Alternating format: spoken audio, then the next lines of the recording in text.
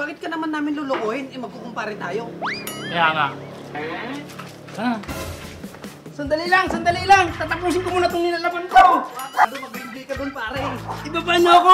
Pagagalitan ako ng asawa ko nito!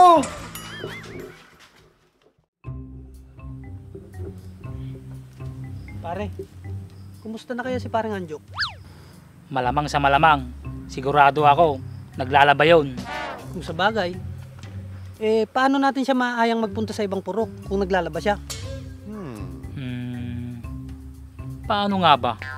At isa pa, baka nandun yung anak niya na laging nakabantay sa kanya. Malamang, Sabado pa naman ngayon at walang pasok. Kung ganun, edi hindi na tayo tutuloy sa kabilang purok. Hindi lang siguro. Tara na.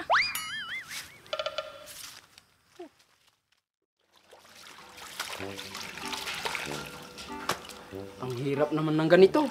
Kung wala kang bantay na asawa, may bantay ka naman na anak. Paano kaya ako makakagala nito? Akala ko ba hindi na tayo pupunta sa kabilang purok? Hindi na nga. Bakit papunta tayo kila paring Anjo? Sisiguraduhin lang natin kung naglalaba siya. Sa bagay. Sige, tara na. Uwi na tayo. Sige, tara. Paranjo! Paranjo! Naku, andito na naman yung dalawang kumpare ko. Hindi na naman ako makakatapos ng paglalaban na ito. Pare!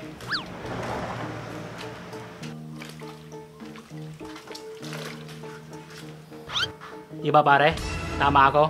Naglalaba si pare Anjo. May tama ka nga, pare. Paano yan, pare Anjo? Hindi ka makakasama sa kabilang purok. Ano naman ang gagawin natin doon? Oo. Doon kila paring Jerry. Ngayon na ba? Hindi pa ako tapos maglaba. Tsaka magluluto pa ako pagkatapos ko rito. Yan ka na naman pare. Pwede mo namang tapusin yan bukas. At isa pa, balita ko may mga bisita si paring Jerry na galing sa ibang lugar. Magagandang babae. Talaga? Oo. Kaya kung ako sa'yo paring Anjo, iwanan mo na yan. Tapos, mga imported na alak pang iinumin natin. Di ba, paring JR? Tapos, ang mga pulutan natin, lechong baboy. Kung ako sa'yo, sumama ka na sa amin na matiwasay. Baka naman niloloko nyo lang ako. Bakit ka naman namin lulukuhin? Magkukumpare tayo.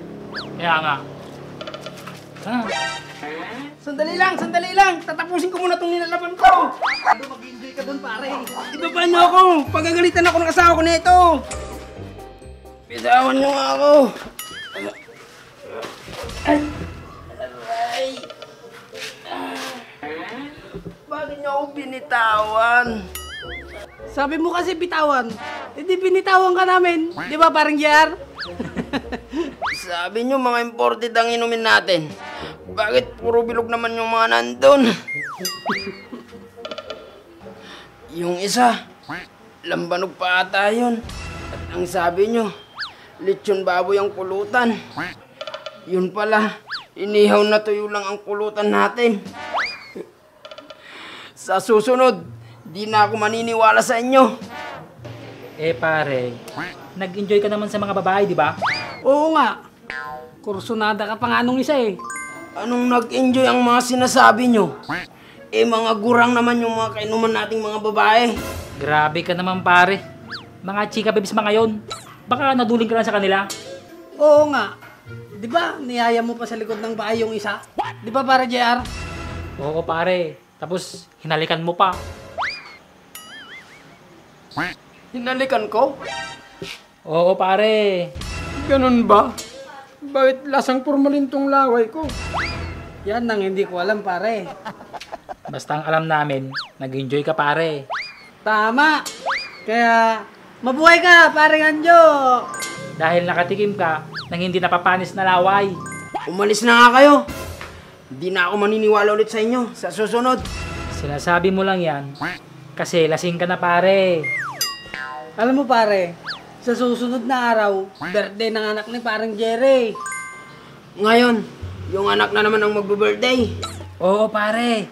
Sigurado ako, pupunta uli yung mga tsaka. Ay, yung mga chika babes pala.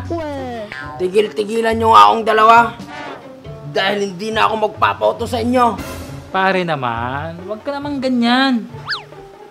Paring JR, di ba birthday din ngayon ng anak ni paring Mando?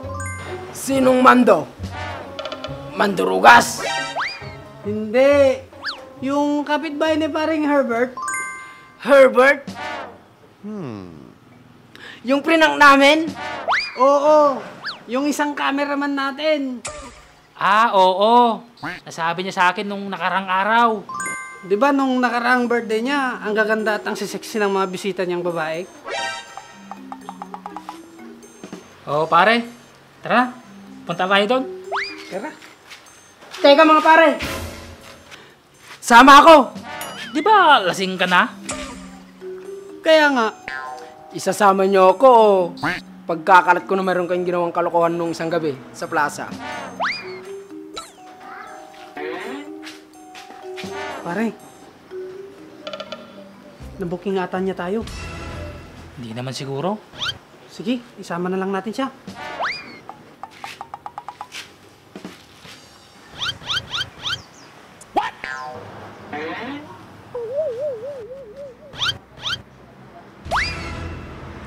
Ano mga pare? Sasama niyo ako? Hindi. Siyempre, isasama. Di ba parang JR? Oo naman. Tara na. Baka mauli pa tayo.